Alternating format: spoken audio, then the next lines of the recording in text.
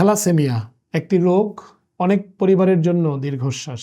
আমি আমার বাসার পাশে যে মুদির দোকান থেকে কেনাকাটা করি, রিসেন্টলি খেয়াল করলাম ওনার চোখ অনেক হলদে। সাধারণত ডাক্তার হিসেবে আমরা মানুষের চেহারা, উচ্চতা দেখার পাশাপাশি চোখের দেখা রোগ এড়াতে পারি না। জিজ্ঞেস করলাম যে আপনার চোখ দুইটা হলুদ কেন? আমাকে খুব করুণ ইতিহাস বলল।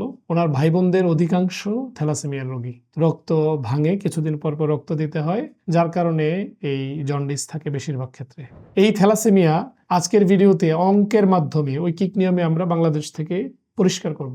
এই অঙ্ক যদি বাস্তবায়ন করা যায়, একটা জাতি মুক্তি পায়, মুক্তি পাবে অনেক অসংখ্য পরিবার, একটা দেশ।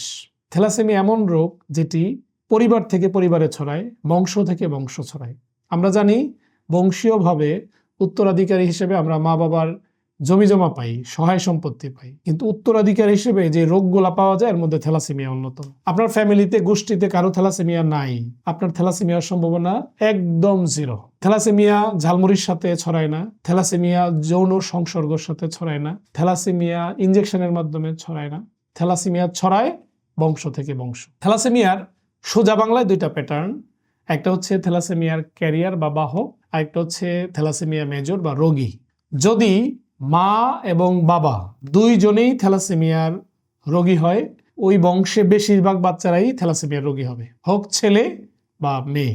যদি মা এবং বাবা দুইজনেই থ্যালাসেমিয়ার ক্যারিয়ার হয়, বাহক, অর্থাৎ দুইজনেরই থ্যালাসেমিয়ার জীবাণু আছে, কিন্তু থ্যালাসেমিয়ার জীবাণু মানে থ্যালাসেমিয়ার রোগ না। এই থ্যালাসেমিয়ার জীবাণু নিয়ে সারা জীবন সুস্থভাবে কেটে যাবে, রক্ত দেওয়া লাগবে না, কোনো চিকিৎসাও নেওয়া লাগবে না, শুধু 2-1 বছরে একবার চিকিৎসকের ফলো আপ নেওয়া লাগে। যদি আপনার মা এবং বাবার দুইজনেরই থ্যালাসেমিয়া ক্যারিয়ার থাকে, কারো রোগ না থাকে, সেক্ষেত্রেও বাচ্চাদের থ্যালাসেমিয়ার সম্ভাবনা বেশি থাকে। তাহলে থ্যালাসেমিয়া হইতে হলে দুইটা ঘটনা ঘটতে হবে, হয় মা বাবা দুইজনেই থ্যালাসেমিয়ার রোগী হইতে হবে, অথবা যে কোনো একজন থ্যালাসেমিয়ার পুরোপুরি রোগী হইতে হবে, অথবা দুইজনেই থ্যালাসেমিয়ার বাহক বা ক্যারিয়ার হইতে হবে। তাহলে থ্যালাসেমিয়া না হইতে হইলে কি করতে হবে? ধরেন আপনার এক ছেলে থ্যালাসেমিয়ার বাহক। এই ছেলেকে যখন বিয়ে দিবেন, মেয়ের অনেক কিছু দেখবেন, উচ্চতা দেখবেন, বাবার ইনকাম দেখবেন, মেয়ের কোন ক্লাসে পড়ছে সেটা দেখবেন। একটা জিনিস দেখতে ভুলবেন না, এই মেয়ের থ্যালাসেমিয়া বাহক কিনা। খুব সহজ, সিবিসি পরীক্ষা করলে বুঝতে পারেন। হিমোগ্লোবিন লেভেল 10-11 বেশি থাকা মানে সাধারণত থ্যালাসেমিয়ার জীবাণু নাই। সিবিসিতে বা হিমোগ্লোবিন লেভেল যদি 10-এর কম থাকে, সেক্ষেত্রে হিমোগ্লোবিন ইলেকট্রোফোরেসিস, খুব সহজ পরীক্ষা। আমরা মেয়েদের, ছেলেদের বায়োডাটা নেই, অবশ্যই বায়োডাটাতে এই সিবিসি পরীক্ষা, থাইরয়েড হরমোন পরীক্ষা, পারলে অ্যালার্জি লেভেলটা দেখে বিয়ে হইলে আমাদের সমাজে অনেক রোগ কমে যাবে। আপনার বাচ্চার থ্যালাসেমিয়া ক্যারিয়ার, এটা ওর দোষ না। আবার আপনার বাচ্চা ছেলেকে বিয়ে করার সময় ছেলের বউয়ের থ্যালাসেমিয়া আছে কিনা জেনে নিচ্ছেন, এটাও দোষ না। এটা ওর পরবর্তী প্রজন্মকে বাঁচানোর জন্য আপনার যুদ্ধ। গার্ডিয়ান হিসেবে এই একটা পরীক্ষা পরবর্তী পুরো বংশকে সেভ করতে পারে। যেই ফ্যামিলিতে একজন থ্যালাসেমিয়ার রোগী আছে, এটি করুণ ইতিহাস। ওদের কাছে কোনো ঈদের মতো লাগে না, কোনো উৎসবের মতো লাগে না, কোনো দিন খুব আনন্দে কাটে না।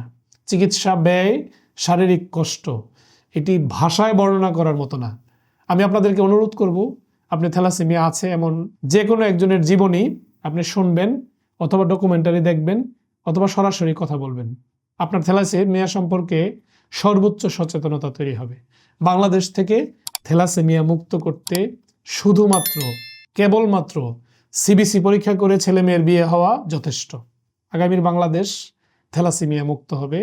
থ্যালাসেমিয়ার এই বার্ডেন জাতি হিসেবে আমরা আর দেখতে চাই না। যারা থ্যালাসেমিয়ার রোগী আছে, ওনাদের সুচিকিৎসা নিশ্চিতে থ্যালাসেমিয়া ফাউন্ডেশন সহ সরকার যথেষ্ট আন্তরিক হোক, সেই দোয়া করি। ব্যক্তি পর্যায়ে আমরা আমাদের জায়গায় চেষ্টা করব, নতুন করে একজন থ্যালাসেমিয়ার রোগী আমরা বাংলাদেশে দেখতে চাই। দৈত্যান্বয় আকার। ধন্যবাদ।